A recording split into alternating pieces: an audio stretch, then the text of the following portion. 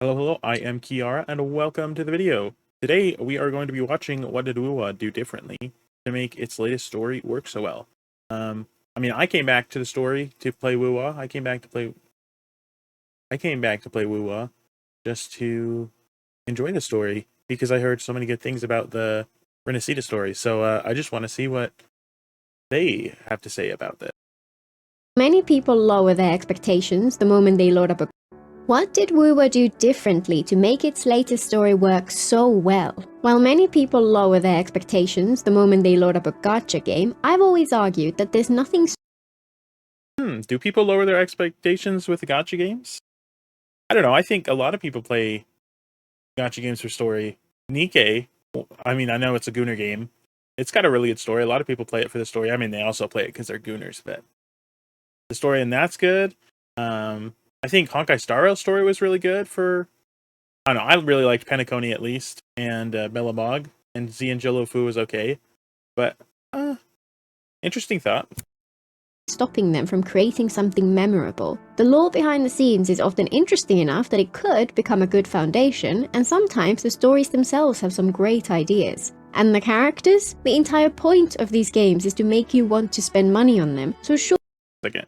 What's my quality at? Okay, it's at 1080p. I just want to make sure, because this kind of looks a little bit low quality, but it might be just the way that she took the... Surely it's in their interest to make them feel compelling. If anything, gacha should have the most incentive to tell stories which really capture your heart and soul. A few months ago, I made a video talking about the storytelling in a different game, focusing on some general areas where I found it disappointing. Up until now, WuWa has had a lot of the same problems, after all, many games do, but the latest chapter got almost all of them right. In case anyone watching this hasn't played the quest, for the first half of the video I'll keep it spoiler-free and focus on the storytelling, and then... Spoiler warning, I guess, then move into spoiler territory after that. But I think that should have been a given, that this was spoilers since it's talking about the latest story. Might use some footage from later on in the quest, but will mix it all up and try to avoid anything particularly revealing, though it could be worth listening rather than watching if you're worried about seeing what is to come. While this was arguably just the next chapter in the larger Renacita story arc, it's vital for it to hook you in. Each section of a story should give you fresh reasons to care, questions to answer, goals for the characters to fulfill, conflict to resolve. This quest did a great job at this. You only need the barest context in order to understand the basics. In this world, there are godlike creatures called Sentinels and Thronodians. The origins of Sentinels are unclear, but they seem benevolent and their purpose is to guide and protect humanity, while Thronodians are physical manifestations of the darker aspects of human consciousness and are bent on destruction. Each Sentinel or Thronodian can forge a connection with a single person and share their power with them. The beginning of the story presents clear and interesting questions. Some are more about the big picture. Where are Renacita's Sentinel and... Yo, they totally could have put her thing right here. Just a thought. Instead of having this thing here, they could do... I don't know what they would have done differently with this. But they totally could have had her tacit mark right here. It would have been Thronodian, and why have they been absent for so long? Has the region's religion been corrupted? What is the truth behind the history of this place? The ones which caught my attention, however, were focused on the characters. Who is Kartathea? Which god is she aligned with? It seems like towards the beginning, even since like first arriving on Renacita, that the church is kind of corrupted. Phoebe's like the light in the darkness for that church.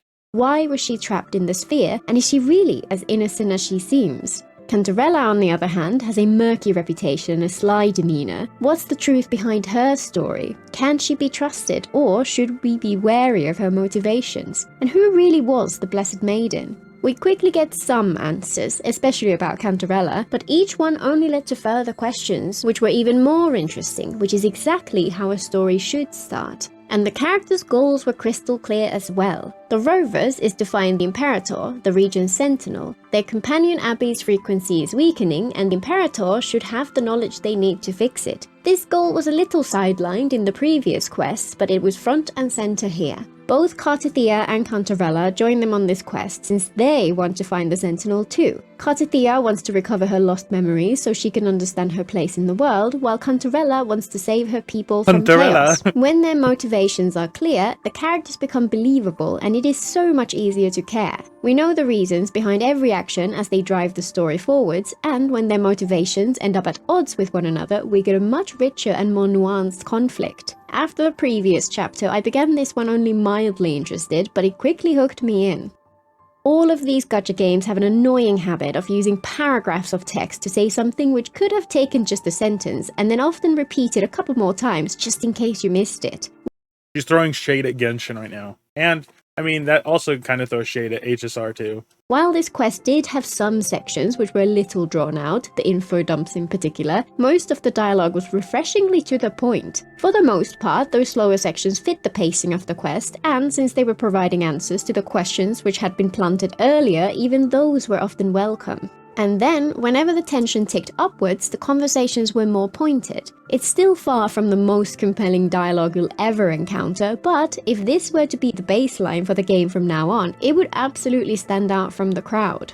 Avinolium, the area we explored throughout this quest was... Is that how you say that? I don't think I've ever tried to say that even in my head. I just look at the word, I'm like, yeah, that place. Is absolutely stunning. A palace with gorgeous architecture suspended in a dreamlike sky. This whole region is brimming with spectacular views of fantastical beauty. The environmental storytelling here is subtle but so powerful. The buildings are beautiful but broken, their decaying walls and overgrown ruins emphasizing the story's background of a glorious past which has long been abandoned.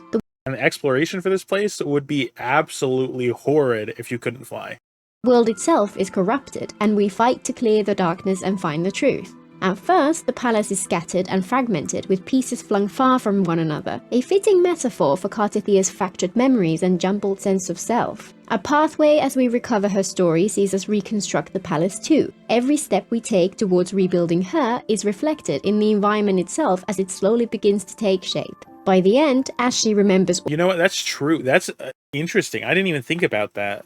We're repairing the place, and at the same time, we're also fixing her memory. Well, recovering her memory. All that she has forgotten, the palace is whole once more. And it even extends to the gameplay. The area's unique mechanic is that we can flip the direction of gravity itself, and navigating the upturned world is a visceral echo of how alien even familiar things can become when everything you thought you knew gets turned upside down. Since this whole region is disconnected from the rest of the world, its shape and structure were able to be woven into the narrative itself, and both aspects are stronger for it.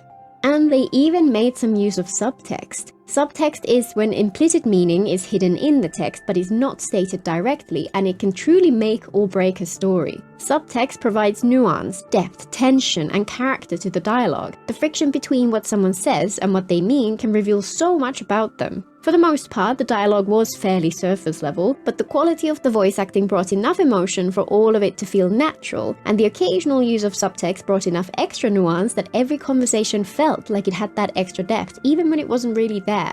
The simplest... Okay, that part that she was just on where Cantarella offers her tea, I don't know anybody who actually accepted it. I feel like everyone that I've talked to about that part or heard, like even Braxophone and Ashikai, when they did that part, they refused to drink the tea.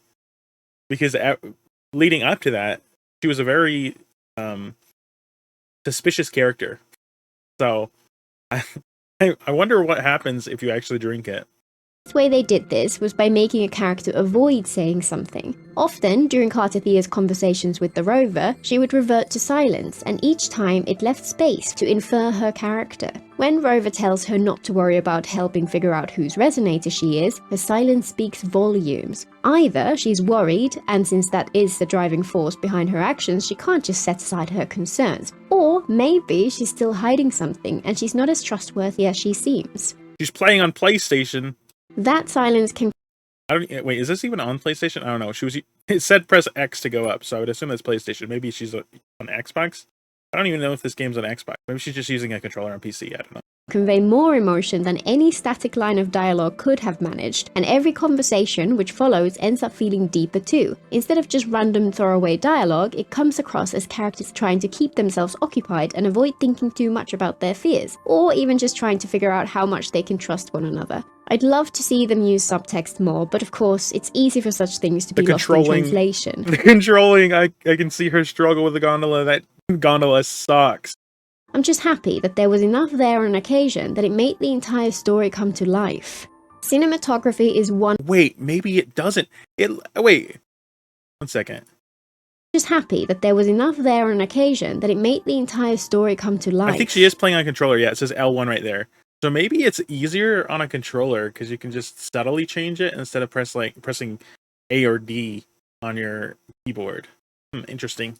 Cinematography is one place where WuWa has always impressed me, ever since that gorgeous opening cutscene with the mysterious goddess who gave us our tacit mark and set our journey in motion. In this quest, they took it even further. For one thing, the cinematics were incredible and truly felt like scenes out of a particularly gorgeous animated movie, and yet the transitions from engine to cinematic were almost seamless. Even the more static conversations still felt alive due to the deft use of varied camera angles and close-ups to focus attention and convey emotion. But one thing I really appreciated here was how much of the dialogue happened while the characters were actively doing something else. Instead of just standing around and chatting, they were at least walking around, but there was even variety beyond that. For example, our discussion with Cantarella during the train ride through spectacular landscapes, or the numerous little chats with Cartethia while gliding through the stunning vistas of Avenolium on our friendly Echo boat.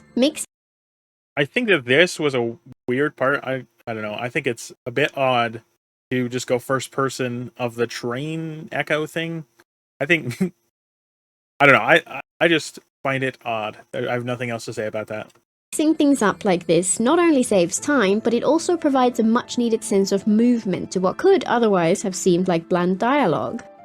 I won't go too far into this yet, since it would quickly get into spoiler territory, but I was also very impressed with the depth of characterization for the characters in this quest. Up until this point, I personally have never really felt much connection to any of the WuWa characters in the past. There are some I was a little more fond of than others, but for the most part I was unaffected. As someone who craves good stories, this was one of the main reasons I felt a little distanced from the game. Cartethia is that rarest of all gacha characters, one who grows and changes over the course of the story. Cantarella, meanwhile, is a perfect Cantarella, anyway, it's interesting that she says that because a lot of people complain about Cartethia being, well, not a lot, well, there's some people that complain about Cartethia just being waifu bait. She's the main squeeze of the patch, where she falls in love with Rover just because.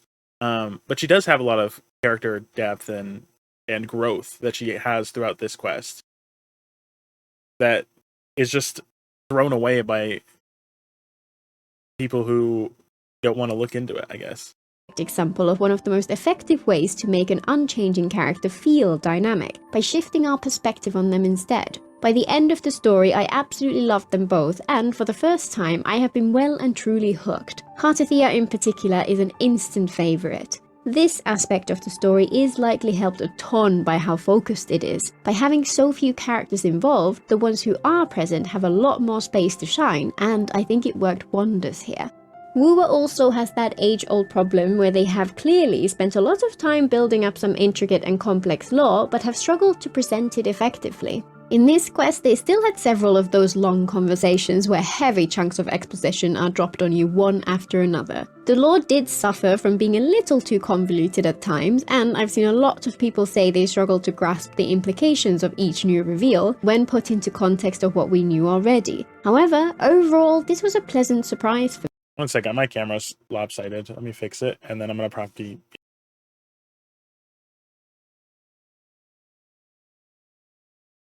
I feel like the presentation was a big step up, and they more or less managed to do what I've always hoped for with this aspect of the storytelling. They presented the broad strokes clearly and naturally as the quest progressed. That first layer of depth behind the surface level story was easy enough to grasp, and since a large part of the character's motivation is to discover the truth about Cartethia's past, it was natural to feel invested in finding out more. And, as I always said would happen, once the story got me curious about those answers which lurked just beneath the surface, when they started diving deeper, I was still engaged. They were answering questions that I had already been asking, and for once I followed the lore dumps with interest. As someone who reads a lot of sci-fi and fantasy epics, I love it when stories have deep and interesting lore. But I'm not the type who sits down to read through a world guide. Those books can be super cool, but they're rare for a reason. Instead, I want that lore to be integrated into a compelling story. This quest was one of those rare times in a game like this where questions about the deeper workings of the world felt like they mattered on a more personal level, and the info dumping which followed was infinitely more interesting as a result. Since this was such a heartfelt and nuanced story, it's natural that it has a ton of intriguing themes woven through it. Sacrifice and redemption, freedom and the drive to choose versus destiny and the path set forth before you, the shallowness of good and evil and the shades of grey which really paint the world. The idea that while you are not defined by your trauma, it is still an indelible part of you. It's impossible to know which themes were deliberately cultivated by the writers and which grew on their own and only really flourished through the player's interpretation of the story, but either way, this quest had great thematic depth which made it stand out even more. And, of course, consequences. From a high-level, spoiler-free perspective, I'd say this is also a decent improvement on what you'd usually expect from a gacha game. Kartafia in particular is a different person by the end of the quest than she was at the start, and her growth makes the whole thing feel memorable. Okay, I know this is part of her spoiler-free part of it, but with consequences, there's people that complain about, why don't you just kill up the character if you're gonna try to kill up a character, just kill them off. I think those people are retards. Anyway. As a result. It's possible that the events of this quest will have wider consequences, but those will have to wait until the next chapter of the story. Overall, the most important thing is that the story felt like it mattered to the characters involved, regardless of its smaller scope, and it leaves you wanting more. This was a very good story, and while there aren't many objective things I can point to which make it truly exceptional, they got so much of the important parts right that as a whole, it was an absolutely fantastic experience. Okay, I know she said it like maybe 5 seconds ago, but I'm stupid, so I'm gonna put my input right here. It does leave you wanting more, but it's not too long that it's just like a slog. I'm glad that even though it leaves you wanting more, there wasn't more, because I think that definitely could have gone into too long territory.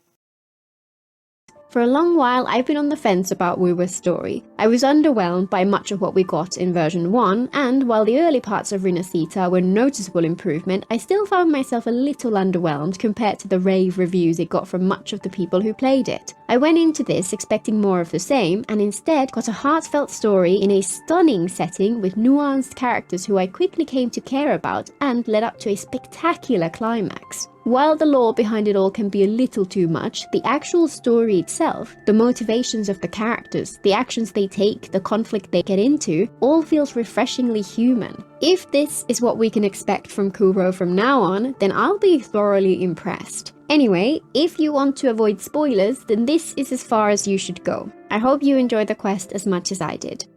So, let's dive a little deeper. Cantarella is the head of the Thessalias, a mafia-like family with a reputation for being power-hungry and for being fond of poisons. We heard of them in the earlier quest, but knew very little. Early on in the quest, the Thessalias butler appears to invite the rover to their estates to meet Cantarella. And they're stereotypically named Sebastian. Chacona warns the rover about the family's dark reputation and their rumoured vicious traditions involving poisons, and says that the current head is supposed to be even more dangerous than most. Yet, right from the moment we meet her, Cantarella defies expectations. We go in expecting her to be some kind of femme fatale or manipulative noble, and her demeanour fits the bill. However, we quickly learn that while she clearly cultivates that impression, beneath the surface she's deeply empathic and haunted by duty. Far from being an antagonist, she wants nothing more than to defeat the Threnodian in order to save Renacita and free her family from its malevolence. The reason the Thessalias poisoned their leaders is to put them out of their misery. For centuries, the heads of the family have been under constant mental attack from the Threnodian, and it slowly wears away at their sanity. Once they're too far gone, it's a kindness for their successor to take their place. They know the truth, that the Sentinel has been corrupted and the Threnodian is slowly destroying society from within, and as a result, they are made to suffer. even though she opens up to the rover very quickly. For once, it felt natural. At first, she's hoping to persuade the rover to enlist the help of a sentinel of Huanglong, so it makes sense for her to put her cards on the table straight away. And she only truly trusts the rover after seeing the Imperator's sword react to their presence, which proves to her that they're far more important than they seem. This subversion of our expectations She's like, oh shit! was a great way to introduce such an interesting character. Since she's a playable character in a gacha game, it seemed inevitable that she would end up on our side. After all, gachas have a rather tiring aversion to keeping the antagonists antagonistic, but for me, the fact that she had consistent, realistic motives behind everything she did made this work really well. And then, as we get further into the story and learn that she was, in fact, the Sentinel's chosen resonator all along, but that she selflessly gave up her power after seeing just a glimpse of the reality of the situation, I came to like her even more. Despite knowing that she lives in a corrupted world with a broken god, she has the strength to hope for a better future and the courage to follow through even at great personal cost.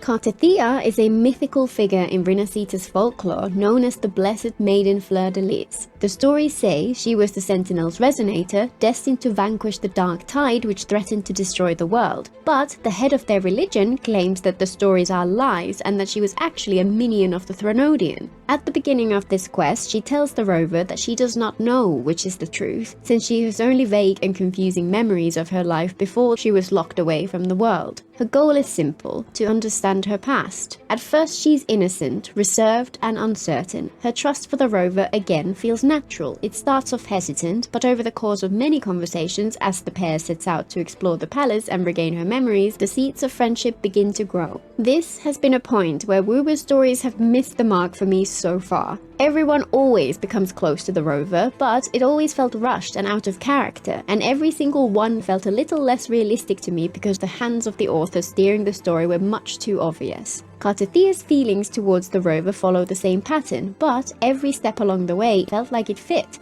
Awkward shyness early on, conversation which felt more surface level at first but deepens as she gets more comfortable, trust which grows as they journey together.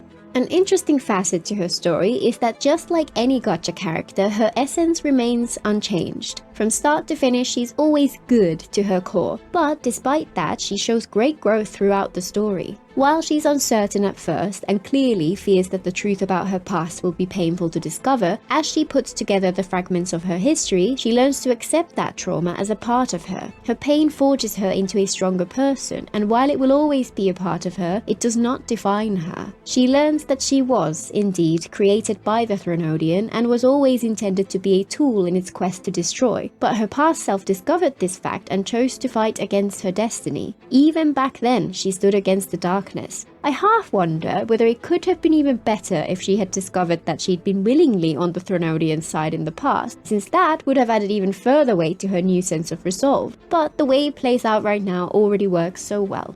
The end of her story was amazing. Before they reached the final battle, she asked the rover to recombine the fractured remnants of her long-lost self and set her free from the world, since that would trap the Threnodian in a lifeless shell, unable to return to wreak destruction. But instead, the rover refuses her sacrifice and intends to settle this their own way. This was a fantastic way to provide the main character with agency, put them on a shared quest with a relatable character, and then have that character make a decision which feels like something they would do, but which is not what we would choose for them. It becomes a moment of conflict between allies, and the rover's refusal expresses exactly what the player would want to do in this situation.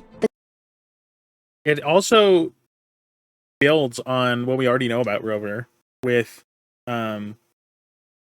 the Black Shores story, where Rover refused to accept that Storekeeper would be the core of the Tethys system, and they had to save. It just goes to continue to show that Rover is not going to accept self-sacrifice, and they will fight to prevent needless sacrifice.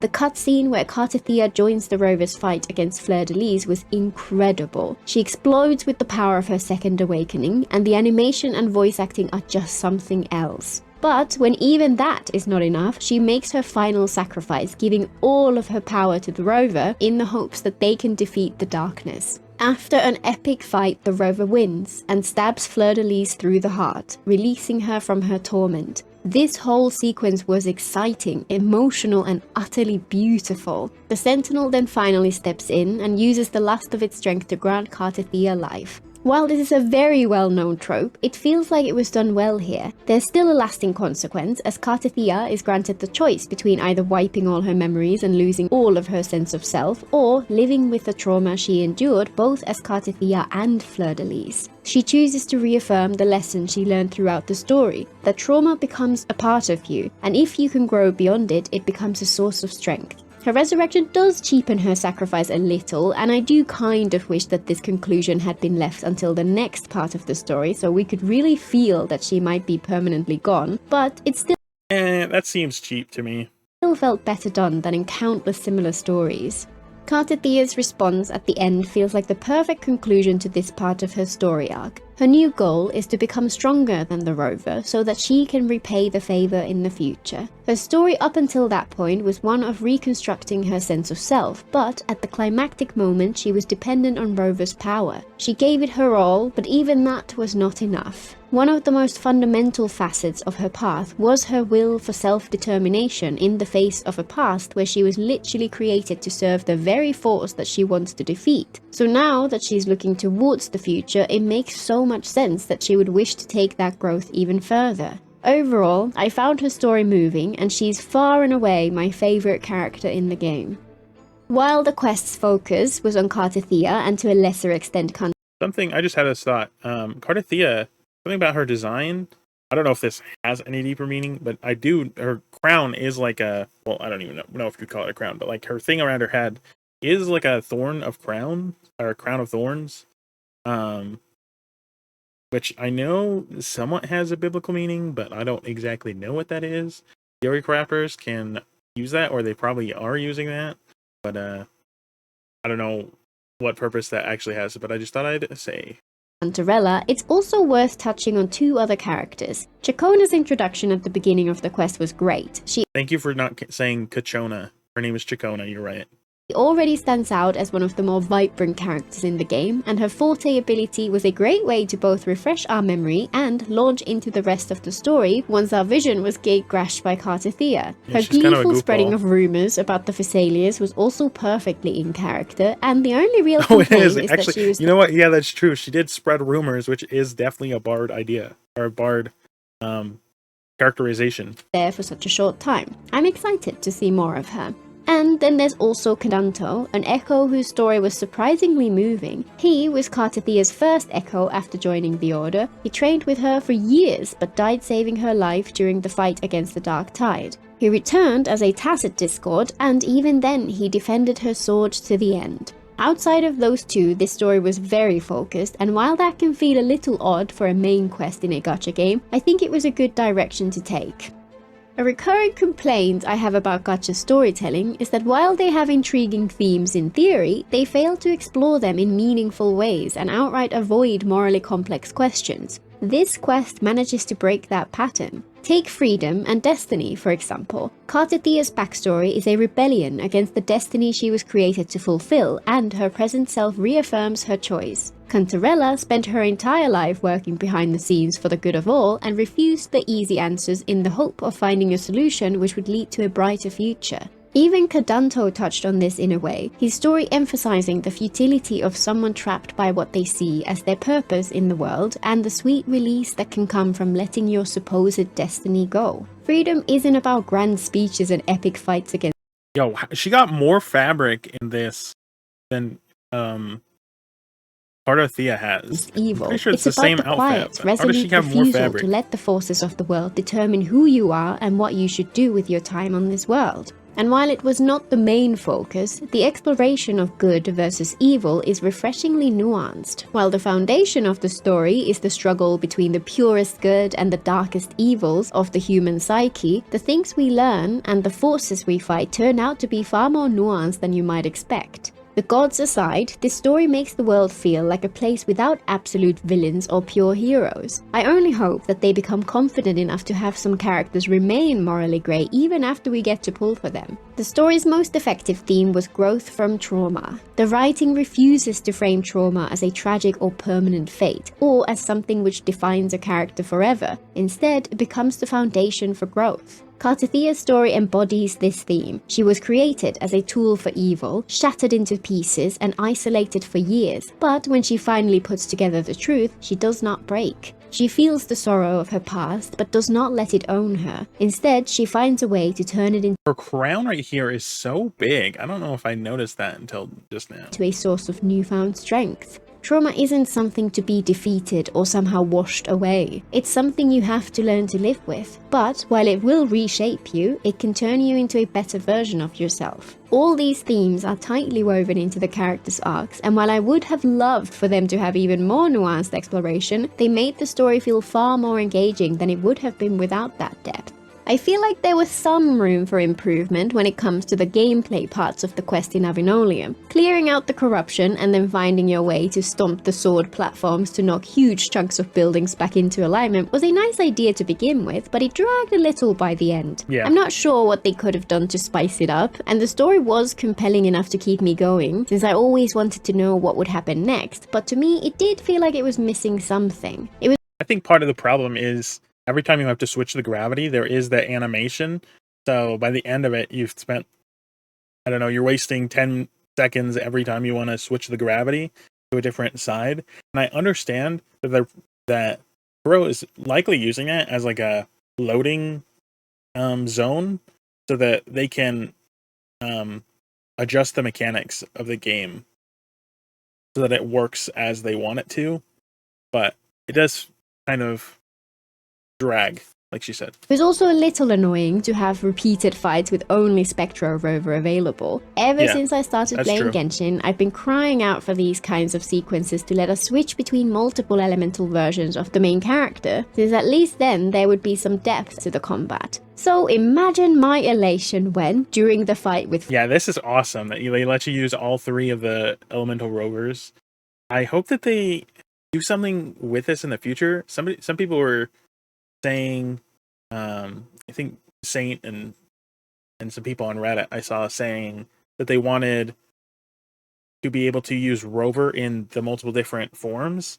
Like if they wanted to use Rover in one part of the TOA and then another part of the TOA and then the center part of the TOA, they could use all three different kinds of Rovers. I don't know how they do that, but it would be pretty cool. I think they would have to somewhat separate the gear that they have on them.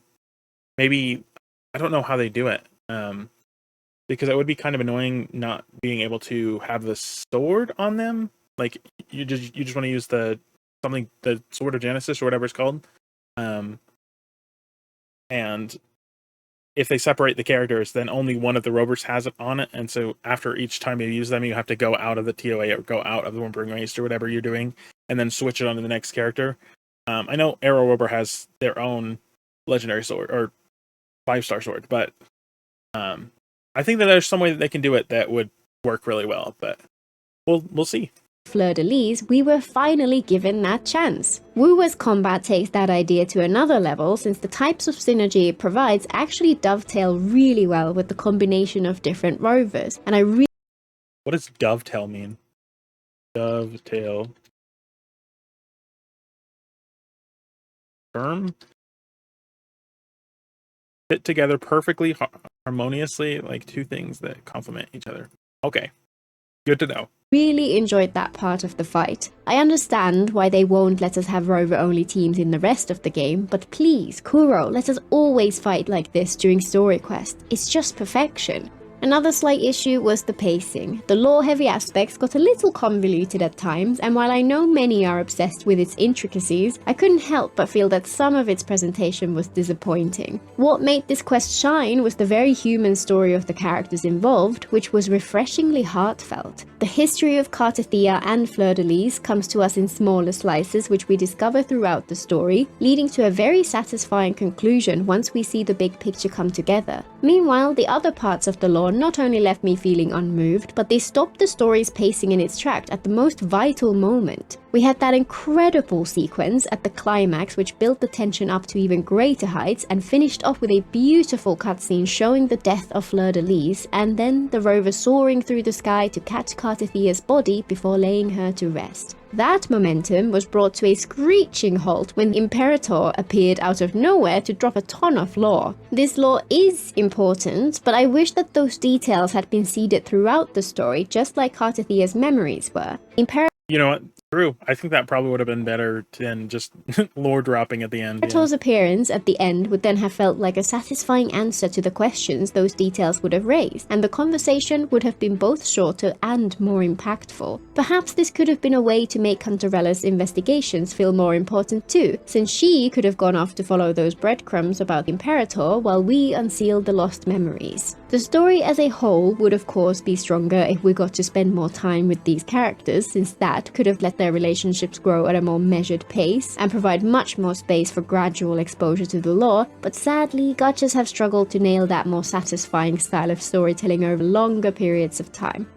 While this wasn't a groundbreaking story by any means, and it didn't have world-shattering stakes or mind-bending twists, for me, the quality of the storytelling made it stand out. The narrative started strong, moved at a good pace, and ended with absolute cinema. The motivations of the characters were compelling, the voice acting and animations were fantastic, and we got to see some genuine growth for once. And even for those of us who didn't quite follow the convoluted lore at all times, we got enough information to understand. I am finally excited to see where the story will go from here. While I loved the more intimate focus in this quest, it'll be fascinating to see the other characters from previous quests grapple with the implications. And of course, I cannot wait to pull for Cartithia.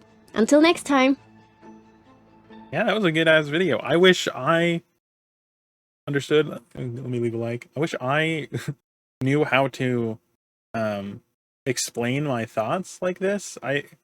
After I do quests like this that I really like, I want to like talk about them, but I don't really know how to do that. I'm not very good at doing that in a way that I think will make sense and be interesting. So anyway, yeah, good ass video.